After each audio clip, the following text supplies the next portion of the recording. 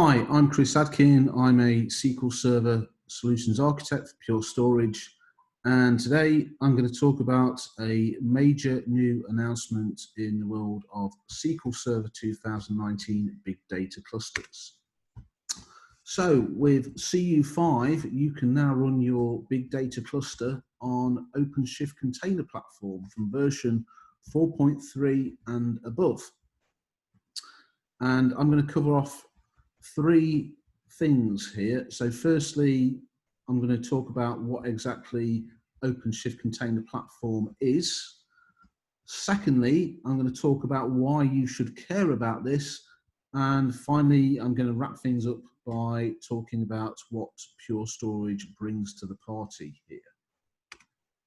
Okay, so simply put, OpenShift Container Platform is a commercially supported platform as a service.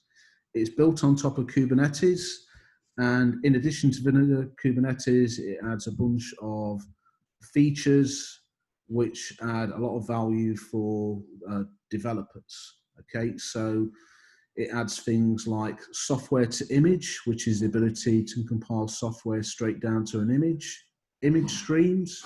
This gives you the ability to tag related images so you can more easily manage them together.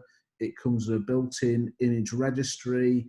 It comes with role-based access, which is more advanced and refined than what you get with vanilla Kubernetes.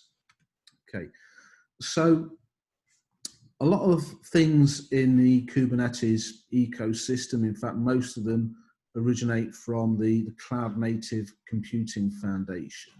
And what this is a project incubator. So this organization doesn't pick winners, but what it does is it sponsors projects. So there should be some familiar looking things in there. So there's Helm, the almost industry standard package manager for Kubernetes. You've got Prometheus, which is a means of observability. It exposes stats in a time series format, and there's a whole bunch of other things on there.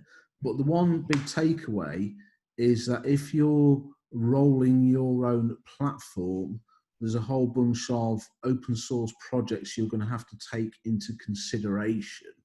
And as rich as the open source ecosystem is, the one thing it does not give you is commercial support. So if you hit a bug, you don't have any guarantees that the bug is going to be fixed. And even if you can get somebody who helps maintain the project to fix the bug, you don't get any guarantees as to when that bug will be fixed. It's all done on a goodwill basis. Also, if you work in certain industries and verticals such as government or federal, banking and finance, energy and utilities, you cannot put software into production that does not come with a commercial support agreement. So this is kind of why OpenShift is important. Okay, so the TLDR is, if you want a Kubernetes-like experience in a regulated industry or vertical, you have to go with a commercially supported distribution. Okay, so to compare Kubernetes and OpenShift, Kubernetes is a project.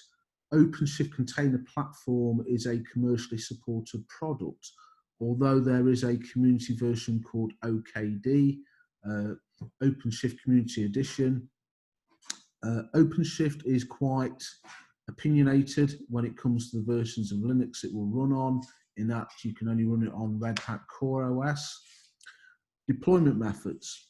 With Kubernetes, you can use kubeadm or anything that leverages kubeadm, kubespray, kops, scaffold.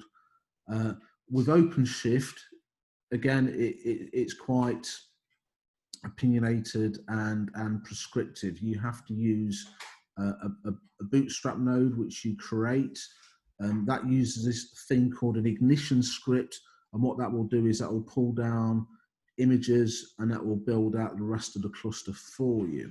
Default container engine. With Kubernetes you use containerd, with OpenShift you use Cryo. Command line administration tooling. With Kubernetes you use kubectl. With OpenShift, if you want to get the full benefit of all the extensions it provides you, you need to use this thing called OC. Okay, there are some good things which the two have in common. They do both support the container storage interface standard, and broadly speaking, they do support the same underlying platforms. Okay, so what does Pure bring to the party here?